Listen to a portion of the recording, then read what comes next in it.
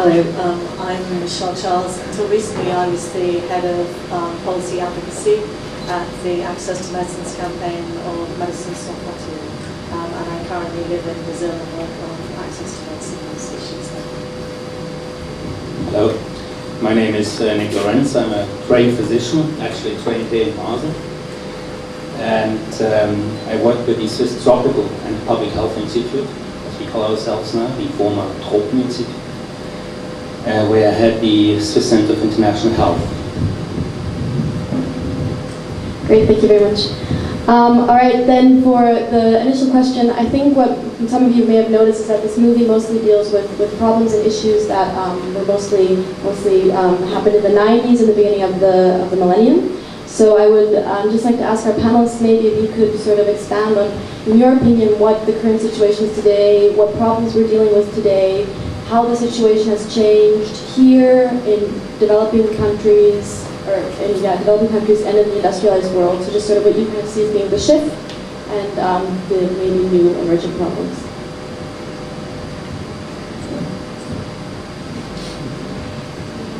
I'd like you all to sort of just explain. Well, just to explain briefly on the situation, I don't think the situation has improved. On the contrary. Patents is still a big issue. Patents is still at the core of the whole system, the whole innovation system. Now I'll let my colleague from NSF, they are better experts in that. Basically, there are still some major concerns about the HIV issues. Now about the first-line treatment, the second-line and third-line regime. But another field which has opened in the meantime, because the global disease dynamics has also been changed with the globalization, are the non-communicable diseases. And this is the big battle, because there are a lot of patents, there are a lot of expensive drugs, and the pharmaceutical companies still focus on rich markets to set the prices, and there's still a big problem of access to medicines for cancer drugs, for diabetes drugs. We'll give some examples afterwards. I don't want to apply. Thanks. Unfortunately, you saw at the end of the film, it said, let's try not to live the sequel. But we're very concerned in MSF that we might be living the sequel again. Because although there's good news of people living with HIV, that taking ARVs can turn what was a death sentence into a chronic disease, it means also that you are going to need to move on to newer drugs. Resistance happens for a number of reasons, not just because people don't take their drugs. And those new drugs are under patent in India. So what we have been used to in the past, which is we fought the battle to lower the price of the first cocktail of drugs from 10,000 to, you saw, $1 a day. And it was to MSF that Dr. Hamid made that first offer. We're now seeing for some of the newer drugs, which are under patent in India, is that Dr. Hamid and others cannot make those drugs because they're prevented from doing it. And so, for example, our HIV clinic in Mumbai, in India, is being charged over $1,700 for one drug for third-line treatment, and we need 3 of those drugs. For some of the other drugs, we haven't been quoted a price. And that's just for HIV. Of course, the TRIPS agreement, which required India and other generic making countries to introduce restrictions on them making drugs, applies to all sorts of diseases. So we're seeing the same concerns in relation to hepatitis C, where there are new drugs that are coming onto the market. There hasn't been a price that's been quoted for those drugs. We've heard that they may be charging $80,000 in the US for those drugs. We don't know what they're going to charge in the developing world. A study has shown that those drugs could be made for between $65 to $135. MSF is saying make those drugs available for at least 500. We don't know whether that's going to be possible. We're also concerned about TB. TB is now one of the biggest killers of people living with HIV, but those drugs are also expensive, and we're now seeing people with drug-resistant tuberculosis, which means they need newer drugs. some of those drugs are not available, and the drugs that are now coming online are expensive, but we don't know how they're going to work, and we don't know if they're going to be combined into a regimen that can work for our patients. So we're actually living the situation where the deal that was done on the TRIPS agreement, which required all of these countries to introduce patents, is now biting. So the world that you saw there, which was a fight for access to medicines, is now being spread to all of the medicines. And it's being spread to cancer drugs in the developing world, but also in the developed world. Well, not much to add. Although I have to admit I didn't like too much in the film the focus on medicines. Of course, medicines are important. I do not want to deny that. But of course, one has to see the broader picture, which means access to healthcare. And their medicines are one part of it. But even though the treatment schemes have become much easier to handle, it still needs professionals to use these drugs and prescribe them. And that is a major challenge in many countries which have been referred to. So it's not just medicine. Medicines are an important part, but it's also the services. To give an example, non-communicable diseases have been mentioned. Well, HIV/AIDS is still a major issue, but still the public has referred to it, and we have referred to it as well, Michelle.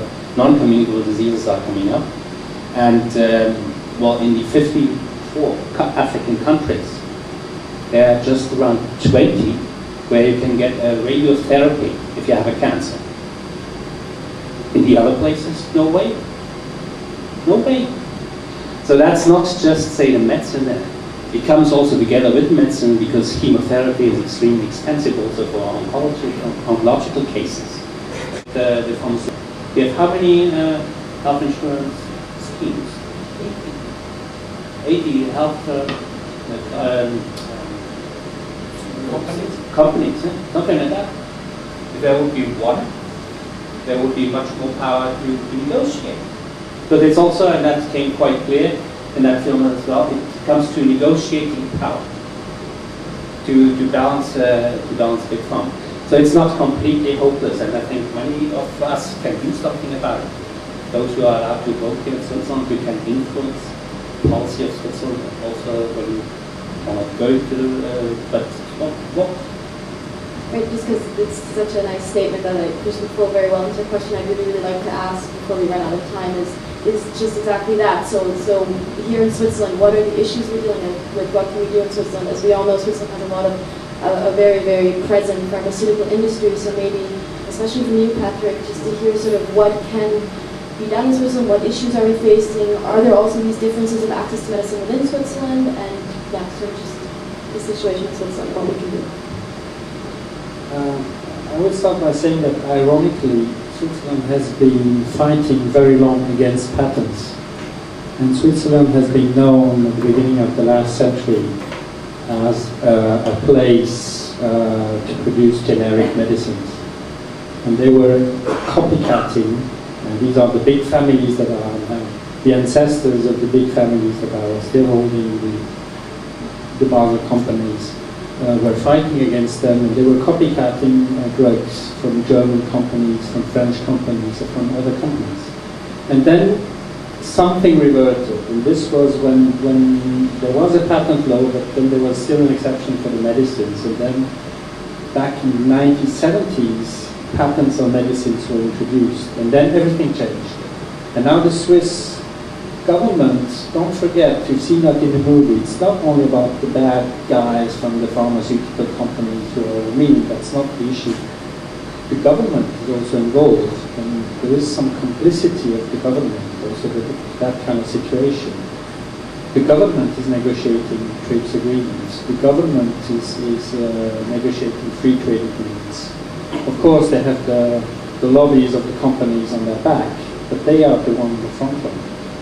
So the Swiss government is rather conservative. Now they're defending very heavily the patent issue. When I started by saying patent is at the core of the R&D system. It's about the R&D incentives, it's about the R&D priorities.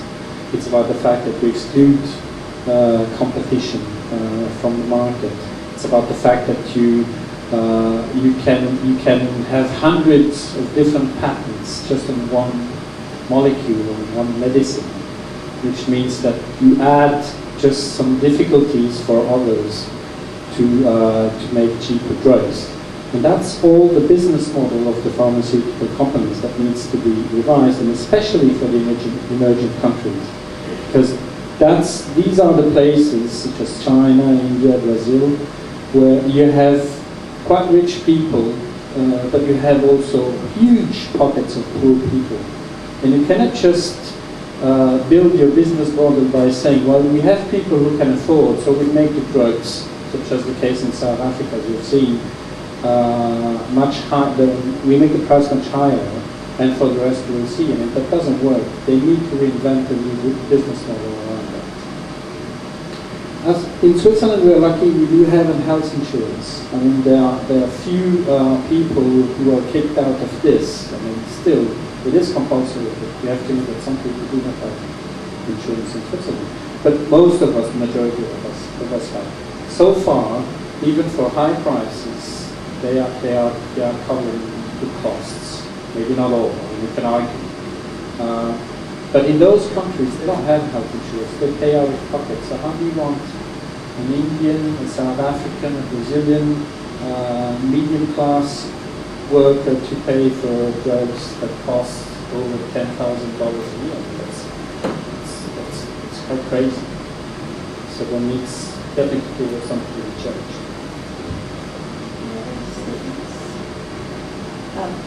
I can't speak about the Swiss system, but three things. Firstly, you came here tonight. Thank you for that. It shows that you're interested in it. So carry on being interested in this issue. I think the second thing is that MSF and the Access campaign has a series of campaigns running where we're asking people to write to the US negotiator on the TPP to express concerns and asking them to withdraw the provisions that would affect access to medicine. So if you go to the MSF site, you can be part of that.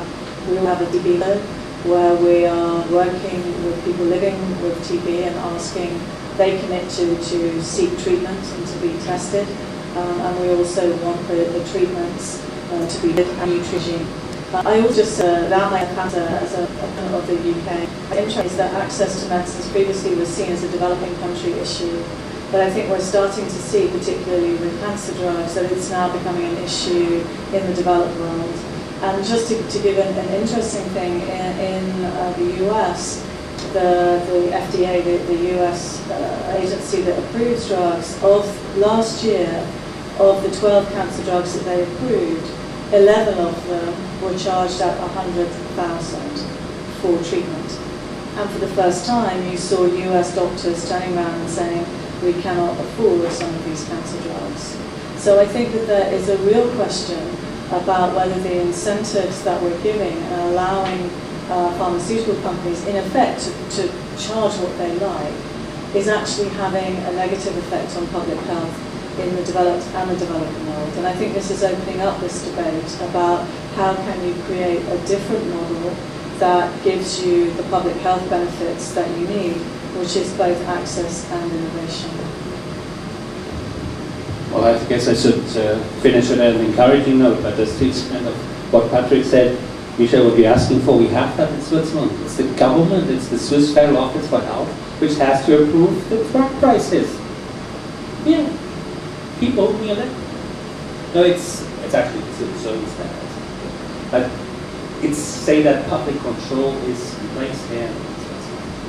What I can give as a practical advice, I presume I hope there are some medical students in this room, or go for generics and know the prices.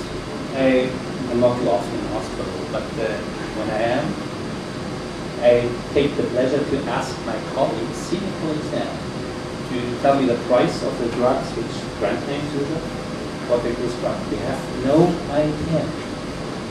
Because particularly the prescribers do play a crucial role in this whole game. because it's also pharmaceutical industry, but also those who prescribe these things. We are not talking about over-the-counter drugs. So there is, it's not just the bad guys there. Some bad guys are wearing also white shirts. So try to make yourself familiar with that. And even as a patient, you can ask for a price.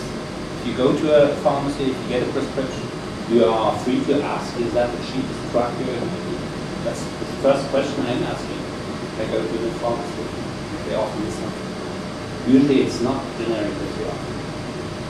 So they will take 3 once done. But you have to get angry about it, and then you can do something. Not much, but you can do something. All right. There's one question I'd like to ask before we start taking questions from the audience. Just to get back to the movie, the Global Fund was shortly mentioned there. So maybe can you just quickly, Nick, because you deal a lot with the Global Fund, if you could maybe just quickly maybe tell us what the role of the Global Fund actually is currently in this access to medicine system. Well, the Swiss Tropical Public Health Institute does something quite bizarre, perhaps to many of you. We check in some 20 countries if the funds which are made available by the Global Fund are used correctly. That is, we check if the drugs, if the bed nets have been distributed, etc. The Global Fund is, and it was referred to that in the film, that the Global Fund refused. Here, in those days, but the Global Fund doesn't actually do anything. The Global Fund gives money. Gives money to countries, and the countries, governments, but also donors and NGOs in these countries have to define what they want to do, and if the proposal passes technical review, we get the money. And then it's the responsibility of the country. Very often it's a Ministry of Health. In some cases it's a non-governmental organization. In other cases it's a UN organization. You have to implement these plans. The Global Fund gives only the money. It's true that in the beginning there was that political US have in many paths of life they have their fingers. You have switched off your mobile phones here, otherwise somebody might be listening what you're discussing, which would be bad. But they wouldn't learn it in bad ways. They have enforced, because they are a major fund of the Global Fund, to want to stick to those brand names. Today, you have countries have lists which consists of dozens of antiretrovirals which are produced all around the globe, including but also in other places. Global Fund makes that money available, and countries then implement that. The responsibility of the countries to decide on what they will. It's the role of the Swiss Tropical Public Health Institute to check that the best value for money, that means usually the cheapest money, the cheapest drugs have been bought. So there are some safeguards. It doesn't exclude, because there's big money involved. Until now, the Global Fund has spent some $13 billion US. Not only, but mainly on HIV/AIDS, but also malaria and tuberculosis. It's big money. And that raises in some places also, well, the issue of governance or bad governance. It's a temptation to have big money in your hand. It's an issue which one has to be aware of as well, is the fact that even though the prices for HIV/AIDS drugs have gone down, the influx which comes partly from the Global Fund, but also from the Berne Foundation and others, is substantial, and equals, in some countries, the total budget of the Ministry of Health, which gives, in fragile health systems, sometimes has a negative and bad impact on the functioning of the services. But, yeah, I can go on and on. All right, just because I want to sort of stay in the time frame here, you've all touched on a lot of issues, and I think we've all noticed that this is an extremely complex topic. But I really would like to sort of keep this discussion going, maybe sort of in the direction of the audience and the audience interests. So maybe just a few questions, and we can expand on certain topics that interest you most.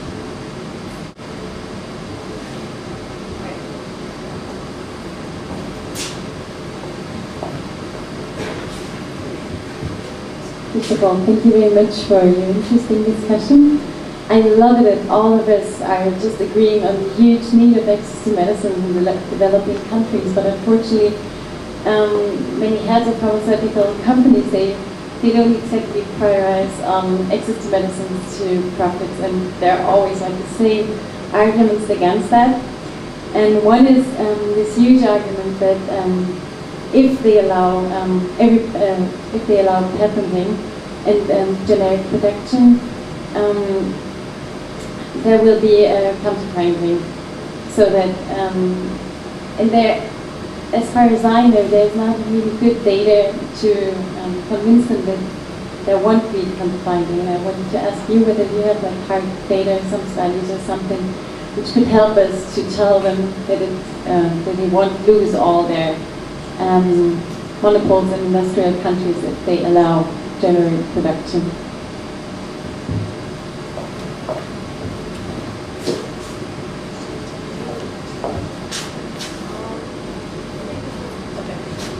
Well, I think the first important point, as the film made clear, is that fake medicines and generic medicines are completely different things.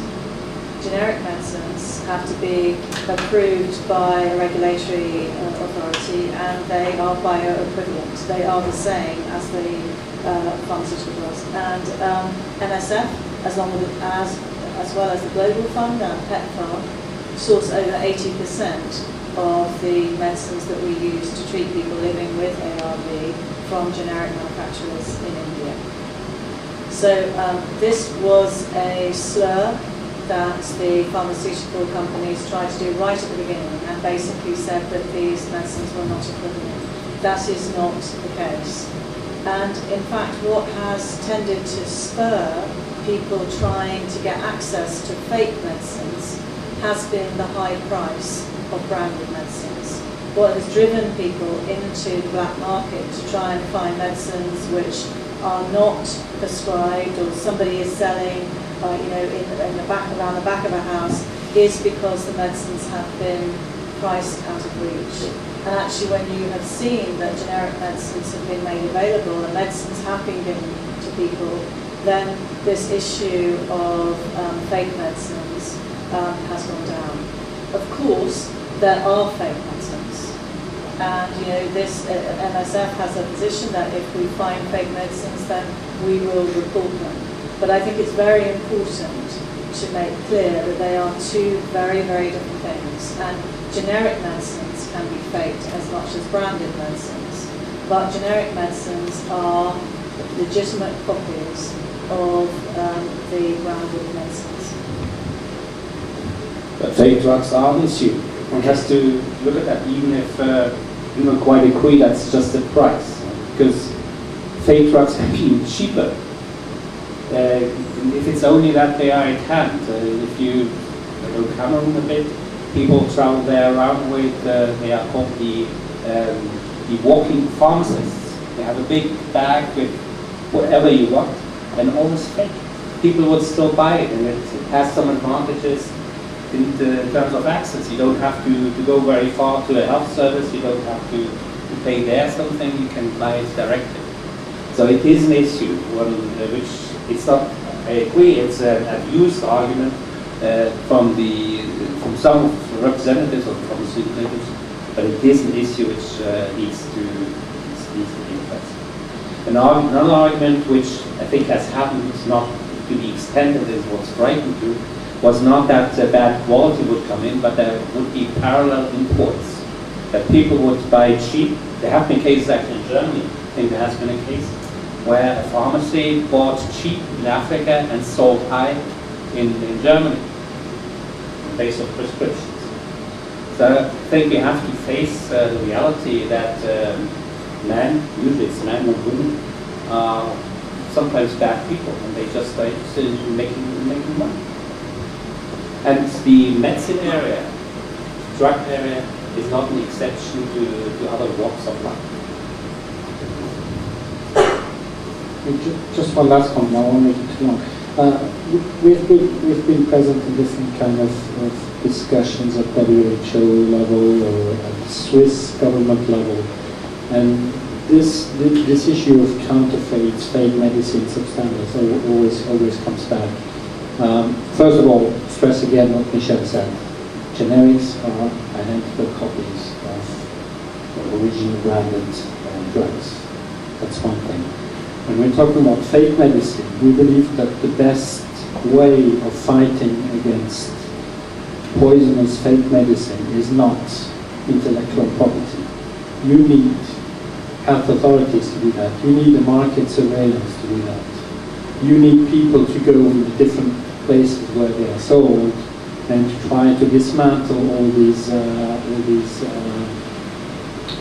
criminal activities around fake medicine. But definitely, it's not because you put more intellectual property that you will find a solution against conflicts. That's an illusion. Your question answered? Good. Right, then another question. I think the lady in the front had one.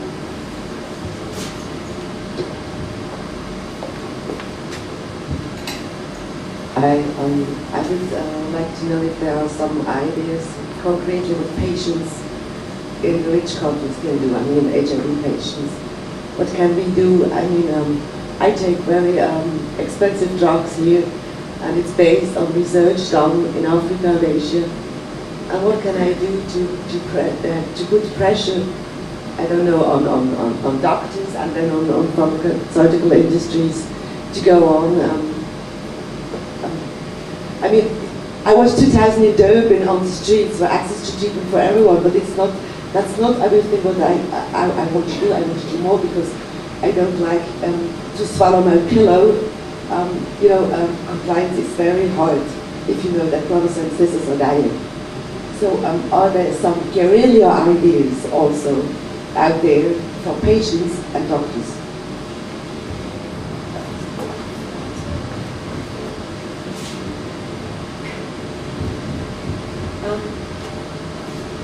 I think it's the solidarity between people living with HIV in the north and the south has been an integral part of the fight for access to medicines.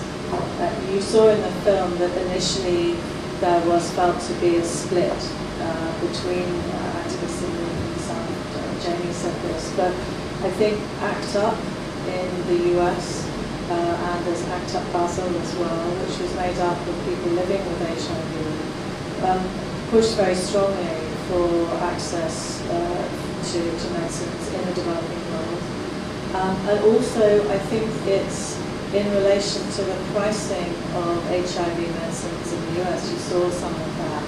So I think that you can look at some of the existing HIV activist groups who are looking at various ways that they can lower the prices in their countries. I think it is also worth, as was said before, asking your own doctors about the drugs that they're prescribing. And I think it's important to join, this is not so much a patient issue but a person issue, to join with activists across the world who are trying to preserve some of the space that is left. And that's, I know that sometimes that can seem distant, but there are groups that are there that you can join, or even if you're signing up to various petitions. It doesn't maybe feel like a big thing, but it does count. Could maybe just add on that. Yes, they are HIV activist organization. There are other type of organization. We all fight in the same direction, and definitely we need support and help. That's for sure. I'll just give two examples of international issues that have been where the mobilization of people, including in Switzerland, have helped. One is not in the movie. It's about a court case which took place in '96 in South Africa, where 40 pharmaceutical companies sued the South African government because they were trying to get cheaper generic HIV medicines. That gave a massive outcry, and the international solidarity on mobilization was massive, so that the pharmaceutical company eventually dropped the case. That's one example. Another example, which was also an example of mobilization, was the Novartis Gleevec case. Why was this important? This is a very symbolic case. If Novartis had won a patent over its Gleevec, it could have meant that millions of people would be deprived of their treatment. So that's the reason for mobilization. That's the reason why in India, but also in Switzerland and other places, there has been a massive mobilization, despite the fact that it has been dragging on for 7 years. And there you can see that the people's power, whenever they mobilize, whenever you get together and put the messages together, can be very important. Absolutely. Would you like to say something as well? Well, I've said it already.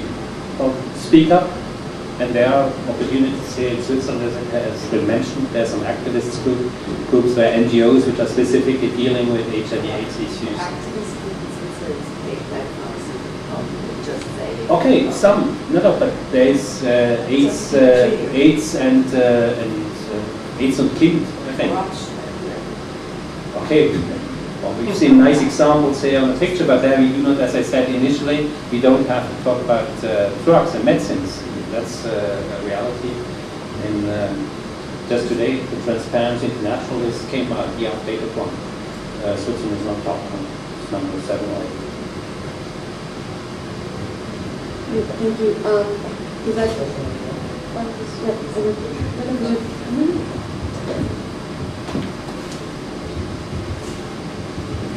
Thank you very much.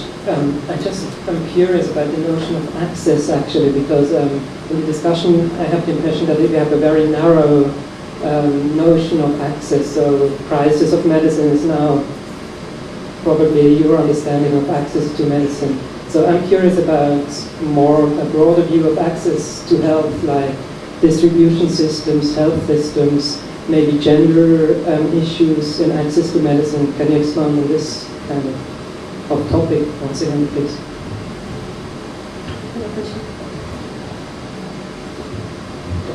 I agree, there are different dimensions. I mean, this, I think that we should differentiate 4 dimensions related to access. There's geographical access, whether you are close enough to a health center. Then there's the availability of the product.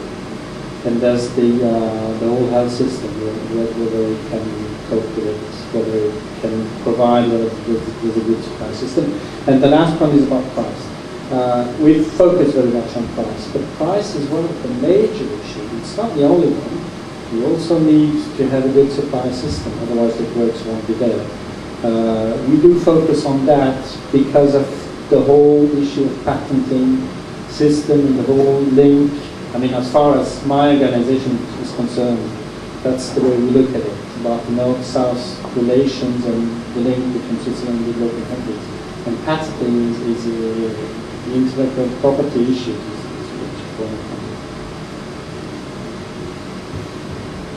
I mean, I touched on this before. I mean, I think the reason that we're talking about access in a narrow way is really because this is what the film is focusing on.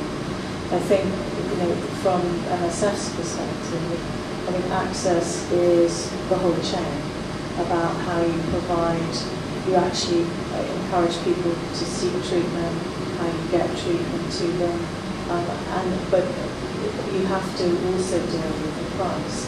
In many of the countries where we work, of course, all these other issues are a concern. So, for example, in South Africa, there is a concern amongst treatment activists there about stockouts of ARVs, because it's for a variety of reasons. Some of it is for procurement, some of it is just a lack of planning. So, of course, access is a wider dimension than just the price of medicines. But it's a kind of chicken and egg, because often the pharmaceutical companies have said, well, look, you have to deal with all the other aspects of access before you deal with pricing. And I think perhaps MSF is a little unique in this, in the sense that as a humanitarian organisation, you can bring a form of health system into a situation where they don't have it. So it makes it very clear that even if you dealt with all of the other barriers, if you don't deal with the cost of the drugs, then you are not going to be able to scale up treatment. And that was very, very clear for us, because when we first started to treat people living with HIV, we were offered, as a humanitarian organisation, that cocktail of drugs, initially for 12,000, and when we negotiated with the drug companies, they cut it to 10,000. And people were seeing people coming to our clinics in wheelbarrows, and there were literally thousands of people, and there's no way that we could have scaled up treatment. And it was only when the drug prices came down that you could implement the other types of provision.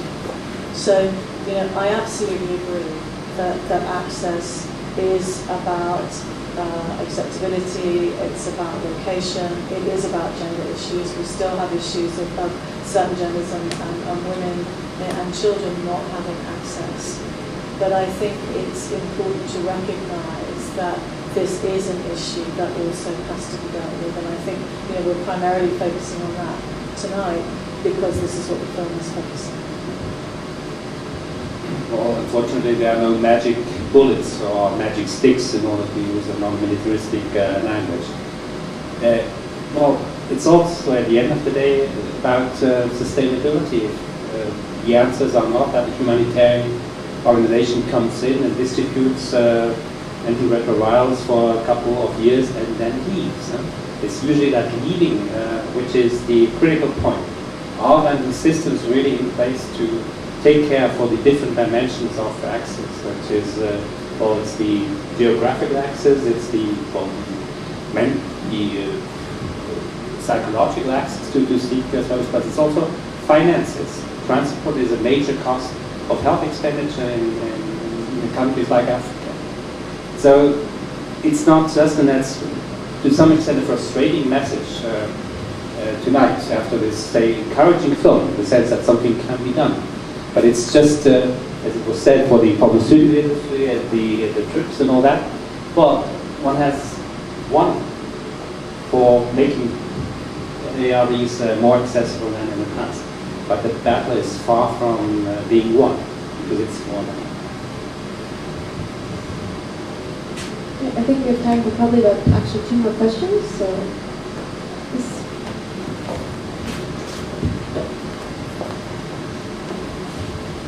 Well, in the film there was this number that 84% of all drugs are already funded by governments. Why is it still so difficult to put the money in the right direction? Because only 12% were of the pharmaceutical companies. So where is this money going to? And the other question was that why are still in the end the pharmaceutical companies in control of this mechanism? Because I think there was this example, the head of CIPLA said that the majority of the drugs against the ARV drugs were not invented actually by the pharmaceutical companies, but are actually sold by them. Why is that?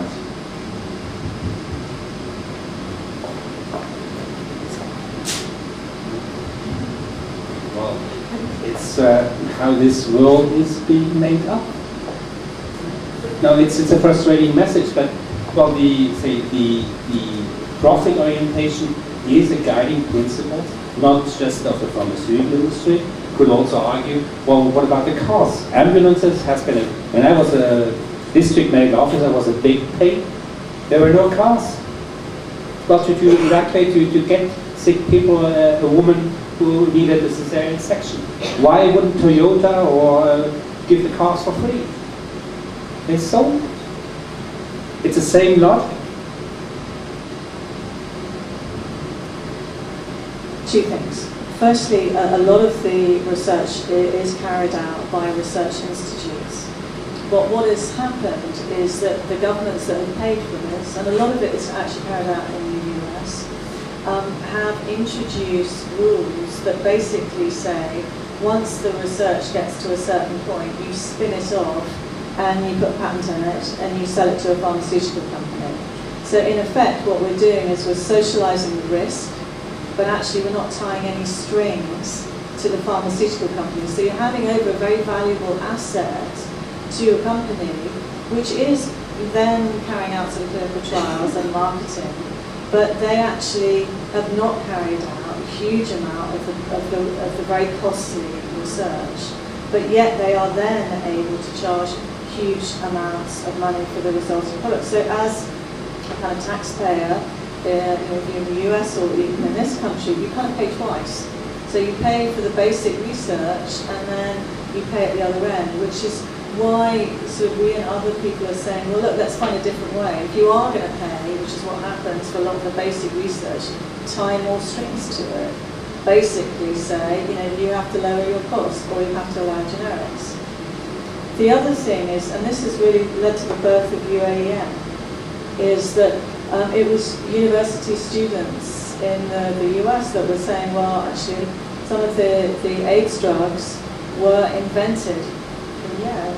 And they basically turned around and said, this is unacceptable that the pharmaceutical company who got a license to make this drug is charging such high prices that it is unaffordable. And so this led to the establishment of UAEM, which is a group of medical students and lawyers who basically say in universities, if you are carrying out research, you need to tie that to open licensing, so that for developing countries at least, you can allow generic production of those medicines. So it really comes down to the system that is being created. If you give incentives to companies to be able to take a valuable asset and charge what they like for it, you shouldn't be surprised that they take a valuable asset and charge what they like for it. So it's really about looking at changing some of the incentives, both at the basic university research level and the government incentives that are given, because the patent system is a government monopoly.